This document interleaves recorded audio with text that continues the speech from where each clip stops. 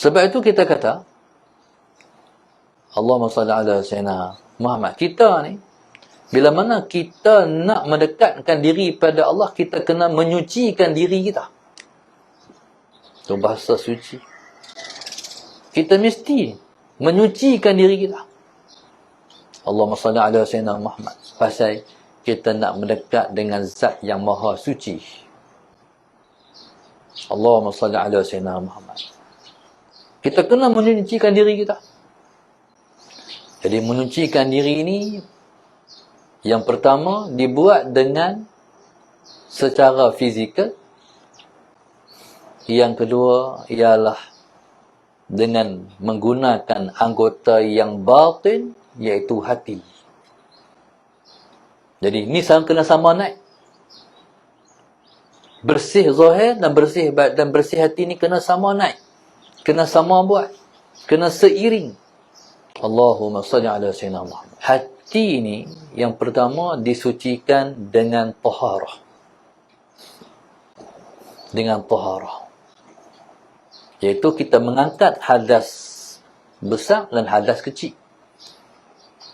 Allahumma salli ala sayyidina Muhammad. Seseorang yang dia sudah mengangkat hadas besar dan hadas kecil, terlebih akhas dia telah menyucikan diri dia dengan berwuduk, dengan membasuh anggota-anggota wuduk.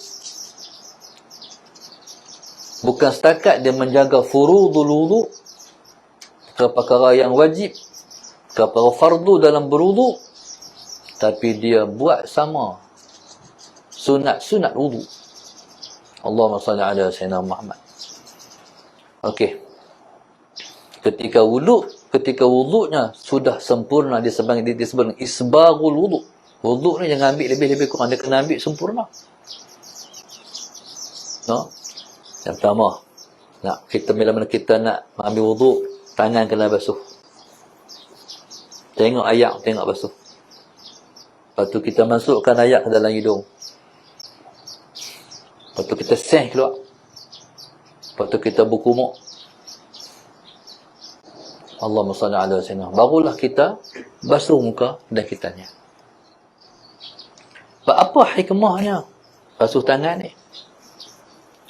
Basuh tangan ni hikmahnya untuk kita lihat warna ayak. Jangan sampai warna yang kita lihat itu menyebabkan ayak tu tak boleh nak ambil wuduk. Sebab najis ni ialah pada melihat, pada bau dan pada rasa. Jadi bila tengok ayak tu, kita tahu ayak ni ayak bersih. Sebab perubahan warna menyebabkan kalau jatuh najis, maka berubah warna, ayak tak boleh pakai. Jadi tengok ayak. Lepas tu Allahumma salli ala sayyidina Muhammad, masukkan ayak dalam hidung, sih keluar balik. Baik. Apa perkara tu? Menghidu ayak. Kalau jatuh contohnya, jatuh ayam dalam telaga. Waktu kita budak-budak dulu ada telaga. Lah ni orang kampus telaga, orang pakai ayak sadar. Nanti kalau main esok tak ada ayak, jenuh. Akhir zaman esok, zaman Dajjal tak ada ayak. Kemarau 7 tahun. Allahumma salli ala sayyidina Muhammad. Jadi bila kita masuk ayak dalam hidung, maka kita menghidu, kita bau, kita menghidu ayak tu. Sebab di antara ayak yang tak boleh guna, bila dajih masuk, ayak tu bau, busuk, tak boleh guna juga. Macam jadi subhanallah, wuduk ni dia kena panggil isbagh, menyempurnakan wuduk. Kena mengaji macam mana nak sempurnakan wuduk. Bila sempurna wuduk, barulah sempurna sembahyang. Kalau wuduk tak sempurna, sembahyang tak akan jadi sempurna. Allahumma salli ala sayyidina. Sebab wuduk ni difardukan sama seperti mana difardukan sembahyang. Difardukan sembahyang di langit tu. Dalam peristiwa Isra Mi'raj, difardukan sama wuduk di langit. Tu tingginya wuduk. Sebab wuduk ni zahirnya menyucikan anggota wuduk. sebenarnya dia turut menyucikan hati orang yang berwuduk. Sebab itu orang yang banyak berwuduk, orang tu banyak menyucikan hati. Bila mana kita ada wuduk, nak semayang, semayang yang seterusnya disunatkan mentajdidkan wuduk ataupun memperbarukan wuduk. Allahumma salli ala Muhammad. Kita dah semayang maghrib, nak semayang isyak, wuduk masih ada, disunatkan mentajdid ataupun memperbarukan wuduk. Niat macam mana? Nawaitu tajdidal wuduk lillahi ta'ala. Sahaja aku memperbaharukan wuduk kerana Allah Ta'ala. Lepas tu, bila wuduk batal, disunatkan kita ambil lagi wuduk. Dan sembahyang sunat wuduk. Kalaulah tak besar yang dikatakan wuduk dan solat sunat wuduk, tak berlakulah tu peristiwa satu masa Nabi kita SAW dengar derap tapak kasut Bilal di dalam syurga. Nabi mimpi, malam tu Nabi dengar heret tapak kasut Sayyidina Bilal bin Rabah radhiyallahu ta'ala dalam syurga. Siang lepas subuh Nabi tanya, Bilal, amai apa? Semalam aku dengar tapak kasut hang dalam syurga. Kita kalau macam tu Rasulullah kata tak tahu bang. Semalam aku dengar tapak kasut hang dalam syurga. Nabi dengar. Nabi kenal para sahabat dia. Nabi kata, Bilal, hang amai apa? Sampai aku dengar tapak kasut hang dalam syurga.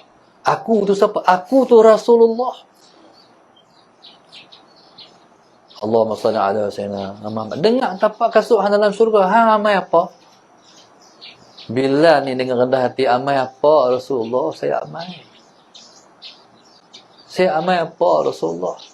Ni pasal apa dia kata macam tu? Sebab dia ngaji sebelum subuh, kita ngaji sebelum subuh tu tak pandang amalan diri. Kalau kita duduk pandang amal diri, kita syirik khafi. Saya amai apa Rasulullah?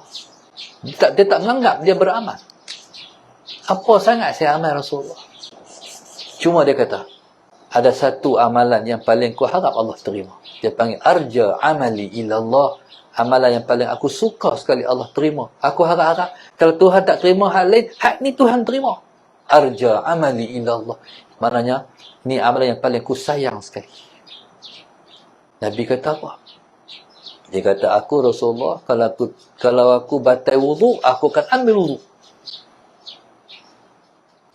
Ambil wuduk ni, pahala sangat besar pada hari yang sangat susah nak ambil wuduk.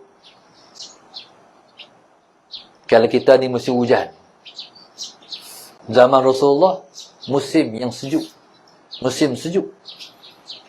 Sekalipun musim sejuk, tetap dia akan ambil wuduk kalau batal dan semayang sunat wuduk.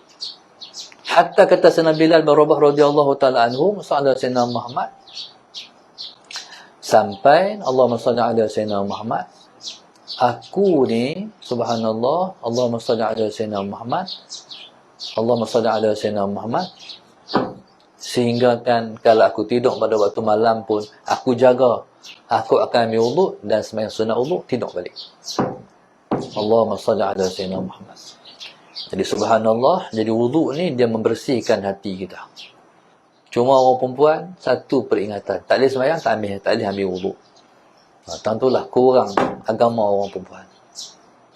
Allahumma salli ala Sayyidina Muhammad. Tak boleh semayang, tak boleh ambil wuduk.